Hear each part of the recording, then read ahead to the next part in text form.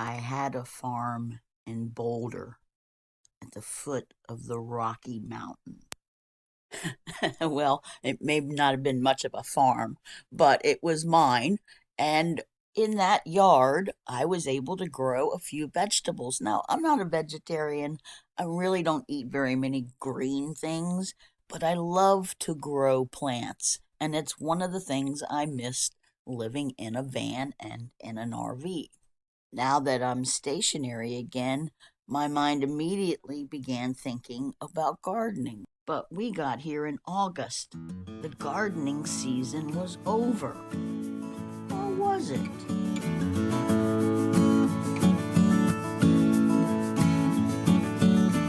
You can grow edible food any time of the year indoors, from, sprouts. These are some microgreens that I did earlier in the spring or fall.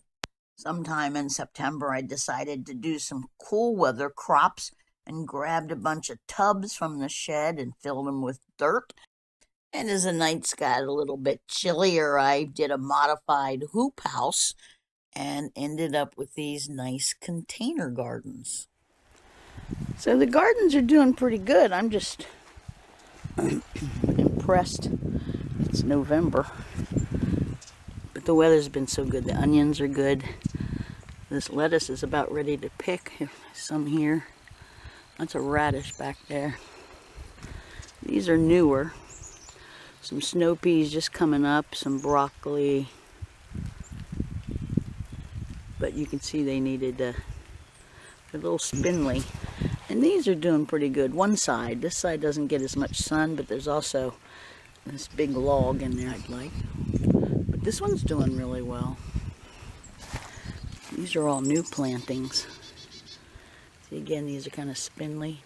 Maybe not enough. It's kind of fun to see in November if I can grow some things. The bees are looking good. Then we went from chilly nights to downright cold, freezing, and snowy. It's almost January. You can see there's green in there. I was gonna film this last week and I didn't. I missed the opportunity. It got really, really cold. Now it's warmed up a little bit. I'm gonna open this up and see what happened. I think this is kind of miraculous. This is the bok choy. The onions have seen, they've been scarred a little bit. Here's the lettuce. Look at that.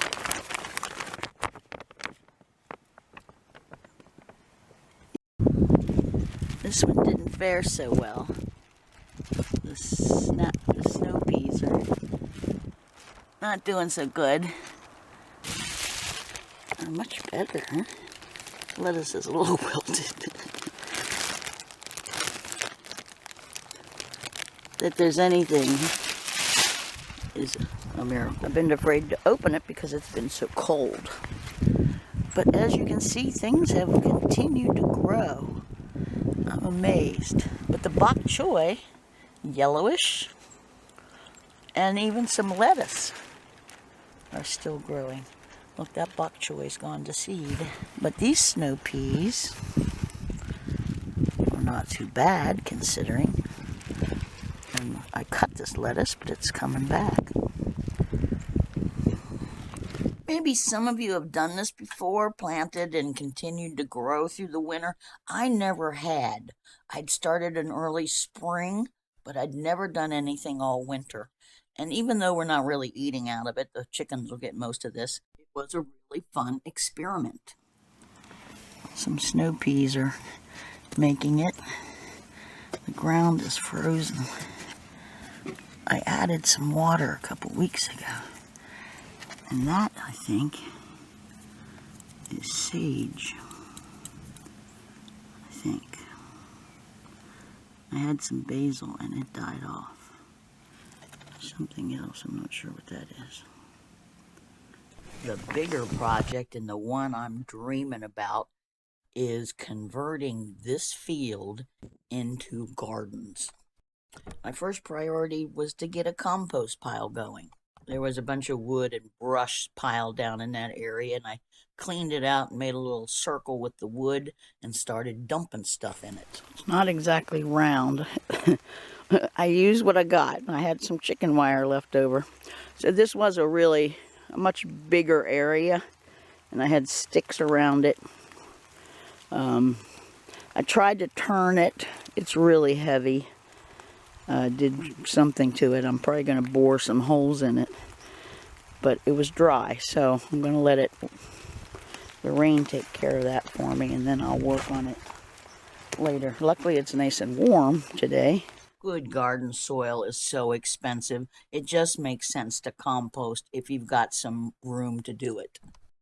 So let's take a look at some of the new beds I created. Bed ready for early spring vegetables.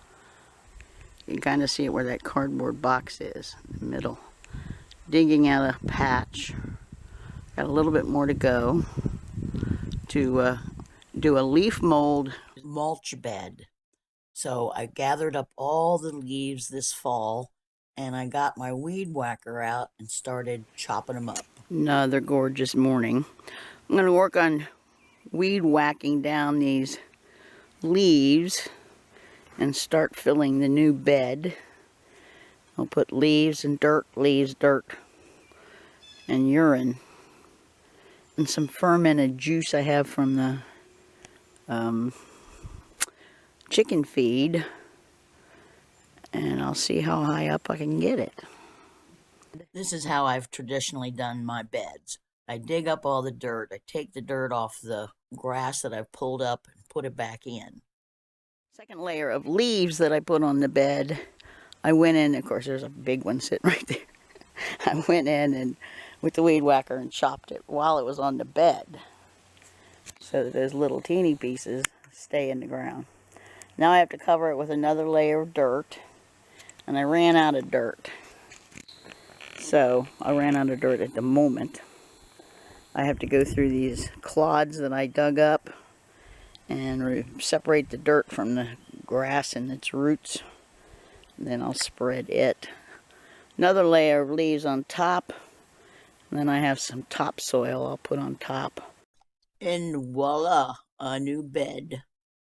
That was a lot of work, but it's done.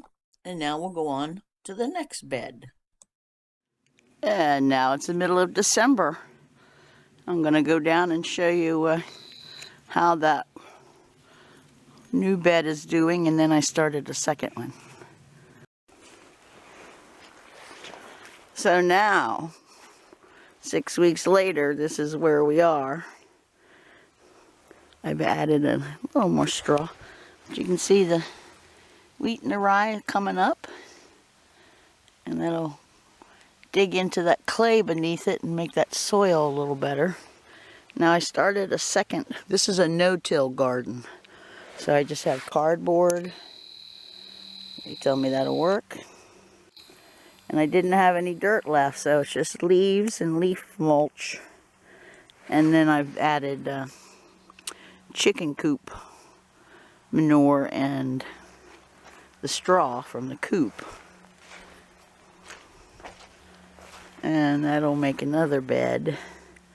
And I think the other two or three will be out this way. Ooh, now it's February. And now there's not much I could do. Probably not all month out here. There's that new bed. There's the other one beside it. And then, maybe you can see it. There's another one right here. And then there's my new compost pile. And the beginnings of the greenhouse. These posts, there's one here, one over here. That's where the chickens will start out this spring. And then there's another plot right where that mound is. There's a circle out there. And that's where the corn and beans and cucumbers and melons and things like that will be.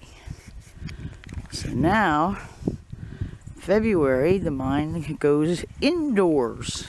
Seeds, indoor seeds. It's almost time to start sowing seeds for the spring, early spring, and then later. So I've got my seeds. I haven't received them all yet, but I have them divided about, this is soon.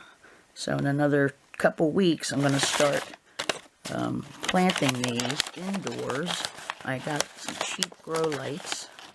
I'm going to see how that goes. These are April. What do I have in April? I got some unusual seeds. So here's some flowers. There's zinnias. Tobacco. I'm going to plant some tobacco just for fun. And winter squash. Johnny jump ups. More flowers. Pink ox heart tomato. Never heard of them. But I'm going to try it. Nasturtiums. These are more flowers, e-bomb, and then we get into the hardier things that will start indoors and then be transplanted. What do we got? More flowers. Spinach. And these are canine peppers. So peppers, tomatoes, there's several kinds of tomatoes, Jamestown. I tried to get unusual seeds. You know, if you just want big boy tomatoes or whatever, and you just want a couple, go to Home Depot or your garden center or whatever and get them. But if you want something different, you're gonna have to start from seed. So I ordered from these unusual. This is Victory Seeds. They propagate in old varieties. This is Eden Brothers, I think. Yeah, Eden Brothers, another site for really unusual seeds. Anyway, here's what I'm dreaming about. And in another couple weeks, when I set up the indoor grow, I'll update you. Till then, stay warm. If you're thinking about planting, even just a little bit, just for fun. I mean, we're still in a pandemic. And, you know, quite frankly, I don't trust the food chain anymore. So the more you grow and you know what's in it, the better off you are, I think. And as you can see, we have a neighbor now. This is my friend Mike from Nevada, who's come to hang out with us this winter, maybe a little in the spring, we'll see. I know I'm not a very consistent YouTuber anymore, but if you enjoy following what I'm up to, subscribe below. Leave me a comment and let me know about your gardening experience.